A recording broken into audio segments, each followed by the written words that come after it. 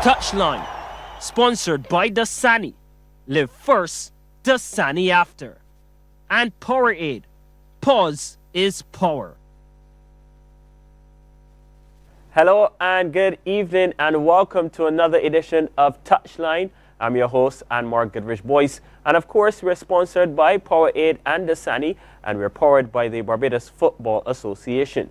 Tonight I have with me in studio the head coach of Kickstart Rush and our analyst, Ronaldo Pee Wee Jilts. And sitting next to him, I have Robin Paris, who's the former Barbados goalkeeper. And of course, Damien Best, he's our producer tonight. And this is where we take our first pause and come back with so much more on TouchLine.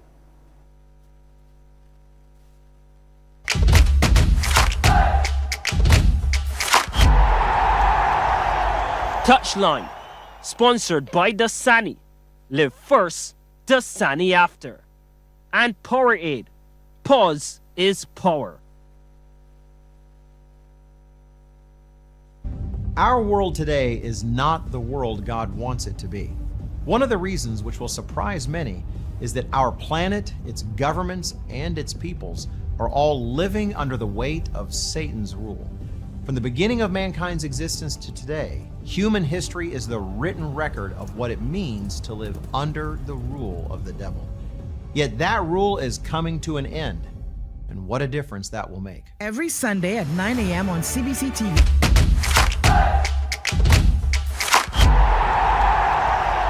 TouchLine, sponsored by Dasani. Live first, Dasani after. And Powerade. Pause is power.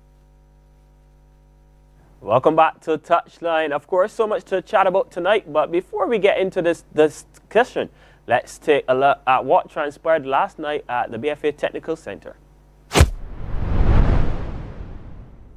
Opening match featured UA Blackbirds in the white versus Kickstart Rush. This was the 18th minute. The Blackbirds with a free kick and T.J. Arthur's knuckle ball flew into the back of the net. What a way to get on the board. That's 1-0. Midway through the first half, Kickstart Rush were back on level terms. The flag stays down and the initial effort is saved, but the rebound crosses the line. 1-1 at halftime and also at final time. Second encounter, the big one, top of the table clash between Paradise and defending champions Weymouth Wales in the green. This was the first genuine chance. Sharon Hoyt in the box. Kishmar Primus with the save.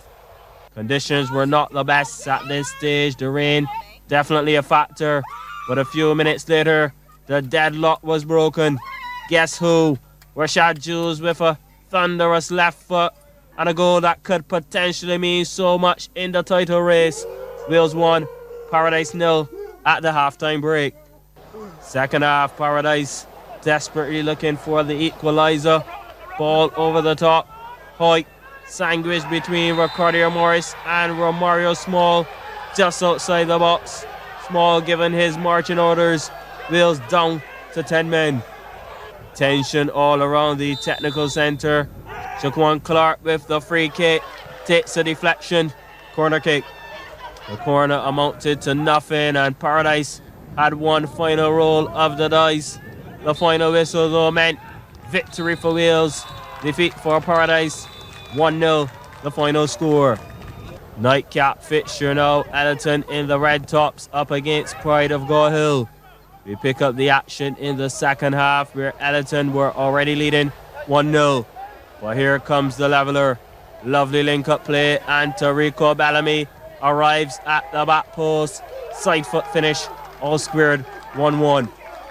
Just about quarter of an hour remaining. Gore Hill in possession and they've found the go-ahead goal. Shamiri Montley gets the decisive touch. 2-1 to Gore Hill. But Ellerton were not prepared to take the L and they were determined to grab something from the game. Shaquille Bell with the cross to Anson Barrow who taps it home. It ended Ellerton 2, Pride of Gore Hill 2. Yeah, lovely action there at the technical centre last night. And Weymouth Wales now taking the lead with 28 points at the top of the BFA Premier League. And this is where I'm going to bring Robin. Robin, you know, Wales, we never counted them out. Your thoughts on last night's victory, first of all? Well, I thought it was very hard-earned. They played, obviously they were up against it, the top of the table clash, and one goal separated them, one or two chances Paradise had, but in the end, Wales prevailed. I thought the red card was a bit harsh, as we were discussing earlier, because there were cover challenges on both sides in terms of two defenders. And then again, Wales trying to counter, trying to play that cohesion, trying to play that part. I think they played well within the conditions, a bit rainy, a bit mucky at times, but all in all, a decent game. And Wales, you know, we spoke about this earlier on the previous touchlines. Wales being fifth and just galloping just on the outside and riding through, just like the Man City result. Yeah, Pee Wee, I'll ask you this question. Where did it go wrong, in your opinion, for Paradise? I know we touched a bit on him, Robin did, in terms of only one goal separating the sides. But for you, what would you have done differently if you were Mario Hart? Probably put Mario Hart from off the sidelines onto the pitch. Yeah, because Paradise did have their chances, perhaps being a bit more clinical, but I mean, credit to Primus. Primus was outstanding. I remember I saw an opportunity in the first half. I think it was from Shamari Harewood that was definitely going home in the far corner, and the outstretched Primus. I know a lot has often been spoken about, you know, his size and so forth, but he showed last night that he still has the agility to perform between the sticks. So perhaps sending a message to the hierarchy or the powers that be. You know, we have Nations League in September. So perhaps, you know, he continued to work on his craft, but as we relate to last night, I think he was perhaps the man of the match in that encounter. I spoke about the save from Shamari Harewood. There was one on Sharan Hoyt in the second half that came on the break. And there was another one that, a routine save by his standard. But I think what went wrong, or what didn't go well for Paradise, is basically being clinical. If they had put away at least one of those opportunities, perhaps would have created a bit more openings, because Wales would have had to go and look. And knowing Wales, they're the predators, they like to hunt and not to be hunted. Yeah, so I think that perhaps just being clinical.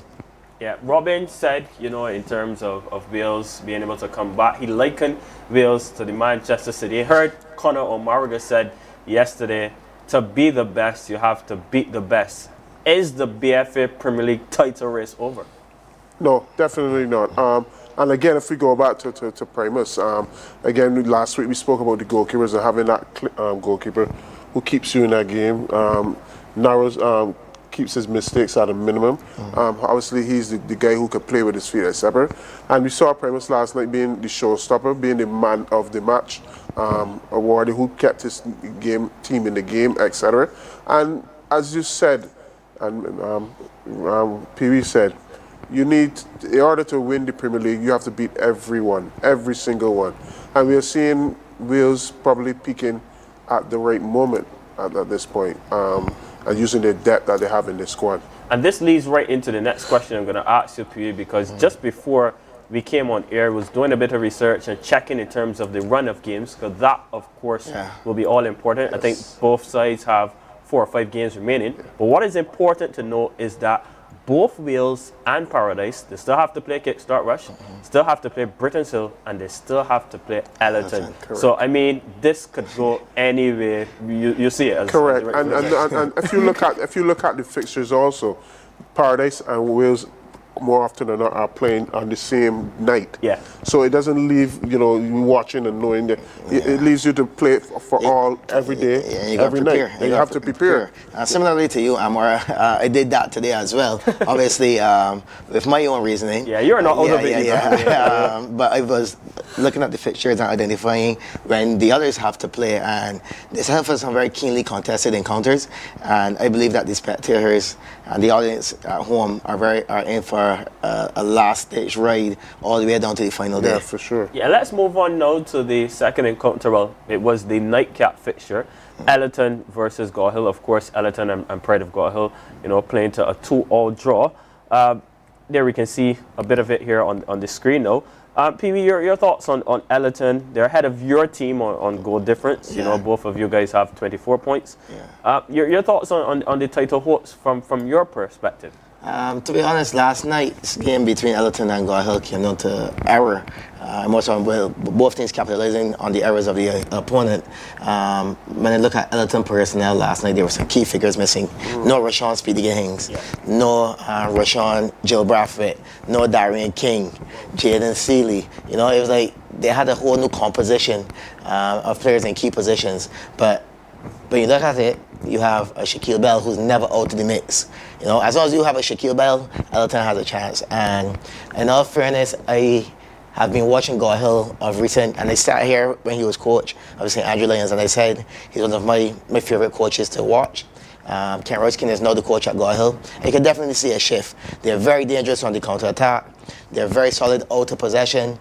And couple that with the energy and intensity and the skill of players like Rodarico Marquez, as we were talking to Tariq Bellamy, and then you have Shakiri Motley leading from the front. Yeah, they're definitely a force. And not to forget, you have Ruben Jacobs, you know, the son of Paul Soot-Lovell. So, I mean, you have those players, those young players under the tutelage of Kenroy Skinner. Something's likely to happen. And on the topic of Pride of Gore Hill, your thoughts on them, Robin? They have 13 points and they're just hovering a bit, you know, above the relegation zone, trying to, you know, at least make it to the end of the season, but showing good promise, of course. Correct, showing good promise. So Gore Hill history has shown is one of those teams that you can never underestimate. On their day, they could mount you a challenge and challenge the top teams, the top 4 or 5 teams. They're always physically fit. They're always ready to play, etc., and feeding off one another. I watched them early in the season after about 3 or 4 games, and they looked really well together. I don't know, obviously they went through a drought where they lost a few games, etc. Just there or thereabout in the drop zone, but should be safe. Yeah, Britain's Hill will be taking on Bagatelle tomorrow. And I know PV will be having a keen eye on that game, because if Britain's Hill win, they can overtake you in terms of the point standing. So you'll be hoping for a draw tomorrow. Well, and I mean, to be honest, Bagatelle win. To be honest, Bagatelle there haven't been any slouches by any means, especially in recent matches. I see that the solution forward Joseph, who has recently taken over the captain armband, perhaps some kind of a tactic or strategy by the maestro Norma Ford, but he has not stopped scoring since the second half has started, and I believe he's top scorer in the league, perhaps with 12 goals. Yeah, 11 or 12 goals, right? So Bagatelle are not to be underestimated. I think that they have the young fella Tariq King, number 10. That they call him Box. Yeah, you know in Barbados everyone's getting it name. Once you play football, he has also been the talisman, in addition to Joseph, with that creative left foot. I don't know how much of an interest he has in representing the country, but I believe he's someone that could definitely he could be useful into the senior team match, into the mesh. But Brent's Hill, you know, Pierre has been clicking. You have the other forward from St. Vincent, name is coming to me now. He scored against us. Franklin has been clicking. Stephen Franklin. Yeah, and then you also have Corey Hoyt has been clicking. And if these guys get going on the night, it could be a long night for the defenders at Bagatelle. Yeah, most definitely. So let's now move on now to the third game. Obviously, it was the first game on the night. Your game, PV. I'll let Robbie take the reins. Kickstart Rush and UE Blackbirds. That game ended at a 1-1 draw. And I know it's a result that PV would not be happy with. We'll get to PV. But Robin, your thoughts on how that game went? UE with the opening goal, and then Kickstart Rush responding through Romario Drake. Correct. Obviously, both teams had their chances to capitalize. I'm sure Ronaldo would have been a bit disappointed not to claim the full points and keep the pressure on top of the wheels and the Paradises, etc. But all in all, UE Blackbirds would have been happy with any point they would have gotten from that game. Once they, all the points would help in terms of starving off the relegation, keeping from in the bottom. But still all to play for in terms of Kickstart. We know their potential, we know their talent, we know how their head works. He's tactically sound, and I'm sure he would bounce back. Are you just saying that because he's sitting next to you, Robin? Maybe. Let's hear it now from the horse's mouth. Ronaldo, what went wrong last night? Similarly to Paradise, I think we didn't make good use of our opportunities, and I guess perhaps Robin, with his goalkeeping expertise, could tell me what young Harvey could have done there. I mean, perhaps have to hire Robin as a goalkeeping He's getting coach. a job. Yeah, I don't know if... You have to go through me. He's a man I'm with many his hats. agent. Yeah, he's a man with many hats. But yeah, I mean, even in this opportunity here where we scored, we could be a bit more clinical because again, goals win matches. But nevertheless, we're glad to share the spoils and not fall too far behind. We got 5 matches left, and we'll definitely do what it takes to finish as high as possible. Yeah, someone is saying that you focus on the goalkeepers, but your strikers weren't clinical. Pee-wee. You available? Oh, call the price.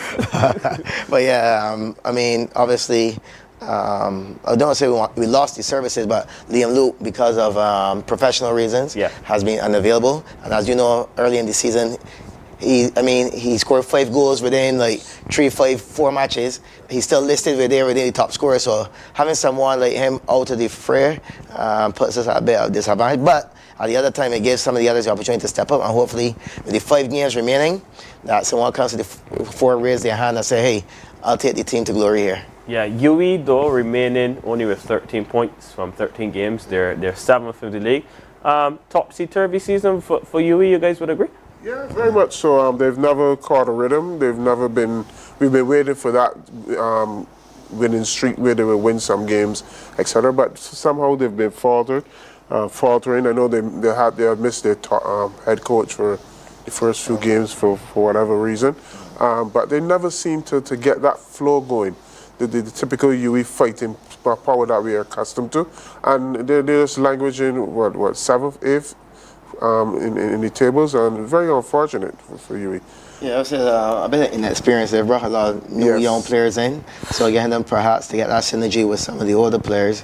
Some of them coming into the UWA squad from other teams, so sometimes it's a bit of forgetting the old and retaining the new or learning the new. So I think it's just a bit of an inexperience. But again, there are 5 matches left, and when you look at it, this is going to be equally exciting as the English Premier League. Correct. Yeah, let's now look at the BFA Premier League title standings. There we can see the top of the standings, Weymouth Wales, having played 13 games. They're on 28 points. The goal difference is 20. Paradise sitting in second, same 13 points, goal difference of 24. And they're in 27th. They have 27 points, I beg your pardon. Ellerton and Kickstart Rush still in the race for the title, of course. Ellerton in 3rd. And Kickstart Rush, Ellerton only in 3rd because of their superior goal difference of 2 as opposed to Kickstart Rush on 11. So it's still all to fight for. I don't think you can even rule out Britain's Hill as well because they have 22 points, but a sudden run of games as well for Britain's Hill, and they're right back into it. Yeah. And I think, to me, the game of the season, or the game of the first half of the season, was Bagatelle versus Britain's Hill. Yeah. Because I remember Britain's Hill took a 2-0 lead. Second half came out and it was all Bagatelle, and they were a bit unlucky not to have won that one as well. I remember that game particularly because Jeffrey Williams rolled back the years in that one. Yeah. Your thoughts on the top of the table? Ask our producer to just bring it back up on the screen for us. Yeah, but British Hill jumped out at me just now with that game in hand. If they could cash in on that game and win that game and go above Ellerton and put some pressure on Wales and Paradise, you never know. They still have some games outstanding, and that could shake up things a bit. But again, we have to be consistent. That would definitely make the league interesting because British still have Wales to play, correct? Correct. Yeah. And we spent a lot of time talking about the race for the BFA title.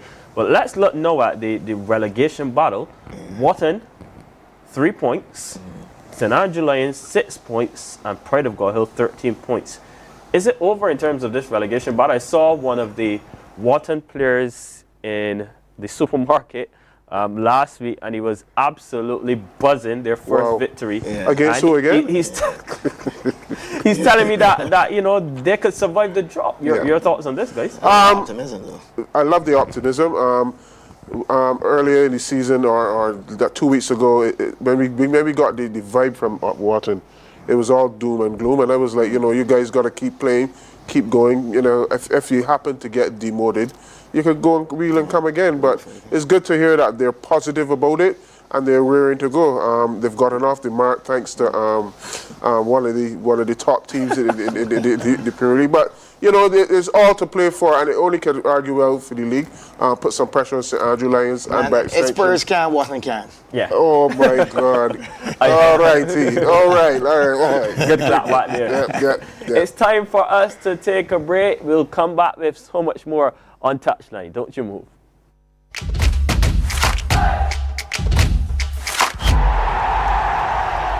Touchline, sponsored by Dasani.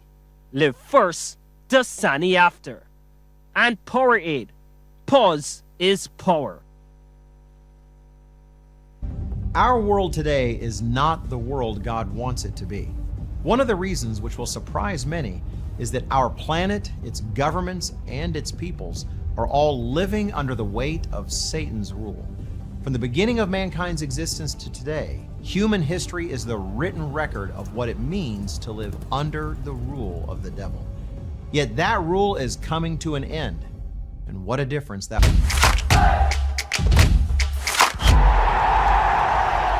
Touchline, sponsored by Dasani.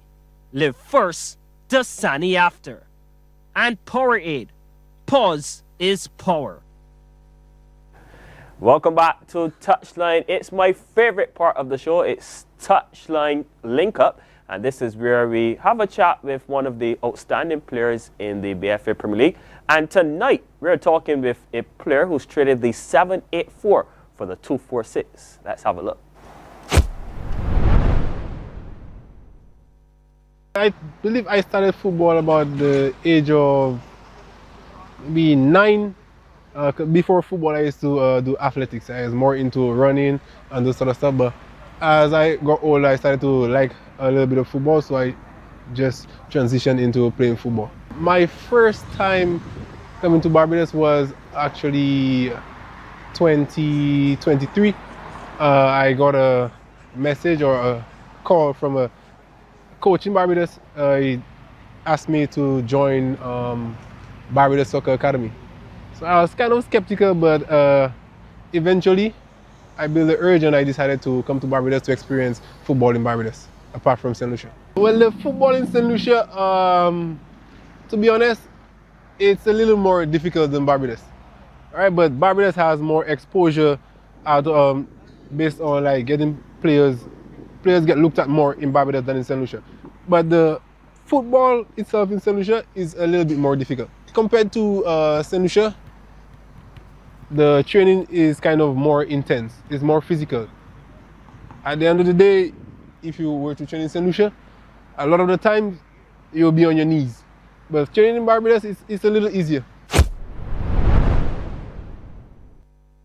Yeah, Tariq Joseph there, our player of the week. And it's also always good to have a chat with him. Interesting thing he said there, though, it's a bit more difficult in St. Lucia than in Barbados. Your thoughts on that, PB? Well, to be honest, in recent years, I would say like 2023, I noticed a significant change within the St. Lucia national teams. And when I was coaching the under-15 national team in Curacao, I had the opportunity to sit down with their management team because they defeated us in the quarterfinals. So during dinner, I went over there and I told them I noticed something's different. And they said that there has been a significant interest at the grassroots level, even in primary school and especially secondary school, where licensed coaches actually are the ones coaching the football teams. Not certified PE teachers, but actual licensed coaches are the ones focusing on the grassroots, secondary school, etc. But to hear that from Torian, that is more difficult. I mean, I would like to hear a bit more details on what are those things. But I know that for certain they were also trying their hand at a semi-pro league, similar to our Prime Minister Cup. So perhaps, we know the Prime Minister Cup is only a short period, but perhaps something else that could be attached to the Prime Minister Cup, we could get that regular competition, that caliber of competition. Perhaps then we have Torian change his mouth then. Yeah, most definitely. Well, guys, it's time for our goal of the week. Tariq Joseph, he took it away.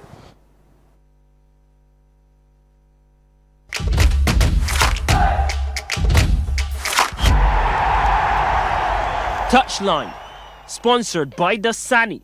Live first, Dasani after. And Powerade. Pause is power. UA Blackbirds in the white versus kickstart rush. This was the 18th minute.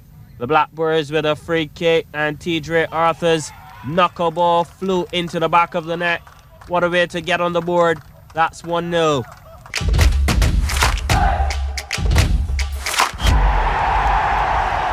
TouchLine, sponsored by Dasani. Live first, Dasani after. And Powerade. Pause is power. Yeah, what a strike that was, and I know Cristiano Ronaldo would be happy with that knuckleball for sure. Well done to Tariq Joseph. Well, let's now look at the schedule coming up tomorrow. Some big matches. We have British Hill versus Bagatelle. That match is at 7 p.m. And then St. Andrew Lions versus Wharton, of course, at 9 p.m. as well. So those are the two big matches tomorrow. Match at 7. I'll just give you a bit of a review. British Hill versus Bagatelle, that game's at 7. And St. Andrew Lions will battle against Wharton at 9 p.m. Guys, quickly, 20 seconds, your thoughts ahead of those games. Going forward, all games will be big games, whether it be relegation games, St. Andrew and Garhill and those fellas trying to keep out of the relegation zones, about the next other extension, the top of the table clashes, trying to keep your points, trying to get that winning streak, trying to keep the pressure on the top 4, the top 5, and shuffling around, and all to play for. Pressure, pressure, pressure. Your thoughts, Pee-wee? Bagatelle brings a draw, perhaps. Realistically, I think that one could be pretty close. So a draw likely, and then what we consider the Dooms Derby. I think Wharton coming off of that last result, they might be beaming. So Lions gotta watch out. Yeah, do agree, guys. Well, I must admit, we've been talking for so long, and I've been getting so thirsty. And thank you so much to our sponsor, Dasani. I have to do this and take a drink of Dasani water in honor of my Arsenal friends and family, because it seems like they're bottling the Premier League again against Man City. You're quickly, guys, your thoughts on that? Yeah, as I said, for me, Manchester City will always have the pressure on the other teams because of their depth and their squad, their style of play, and the genius Pep. Pep is a genius. He's always looking for ways to play, putting pressure on teams, etc. Arteta, he's done well. I mean, it'll be good for him to get a trophy, but he has done well thus far, and hopefully, we can see it finishing a little closer than some people expect. Well, Robin, stay up, though. He's a Spurs fan. This is hilarious, guys. Let's move on. Let's move on. Yes, I'm a Spurs fan, and we will avoid the trap. Okay. I've said it on national TV. A good friend of ours told me to ask you what position is United. Oh, Manchester United, they're third, and securing that. Third, though. Yeah, don't mind. We're securing that UEFA Champions League qualification spot. All right. But what we say about Arsenal is that they're still in the ascendancy. Yes, City have a game in hand. As we say all the time, a bird in the hand, is worth more than 2 in the bush. Correct. So right now, we don't know what's going to happen with that game that Man City has. They could draw, they could lose. Correct. So, and I'm a neutral here. Sure. I would just love it to go all the way down to the final day. Remember that time when Man City... Please. Nobody needs to remember 2012. Right. Rip the title out of the hands of United. So I like excitement, so perhaps it goes all the way down to the final day. Correct. And it's all to play for. Everybody's going to play on the final day at the same time. I think they've learned the lesson of that in terms of thing. I would like to see that also in the BFA's Premier League also, so that no one has a final day a distinct advantage. Yep. Yeah. Thank you so much, Robin Paris and Ronaldo Pee-wee Jilts. On behalf of our entire production and technical crew, this has been another episode of TouchLine. Join us next Monday for so much more.